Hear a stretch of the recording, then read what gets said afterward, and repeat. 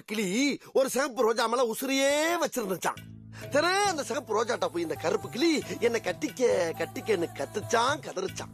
அதுக்கு அந்த சிகப்பு ரோஜா சொல்லிருக்கு, என்னைக்கு நீ என்னைய மாதிரியே சிகப்பா மாறியோ அன்னைக்கு தான் நான் உன்னை கட்டிக்கிறவேன்னு சொல்லிச்சான்.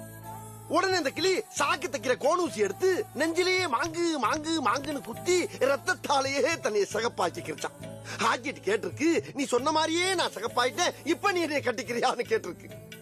அதுக்கு இந்த ரோஜா சொல்லிருக்கு, நீ கருப்பா இருந்தப்பே கலையா இருந்த, இப்ப ரொம்ப கன்றாவியா இருக்க, மறுபடியும் பழைய கருப்பாவே வான்னுச்சான். தவிச்சு போன அந்த கருப்பு கிளி ஓடி போய் கொதிக்கிற தாரடு லொபக்குன்னு குதிச்சு மேல வந்து இப்ப என்ன சொல்றேன்னு கேட்டுச்சான். அதுக்கு இந்த ரோஜா சொல்லி இருக்கு, அந்த கருப்பு வேற இந்த கருப்பு வேற அப்படின்னு ஏதோ சொல்லி இந்த கிளிய கலட்டி விடுறதுக்கு பிளான் பண்ணுச்சான்.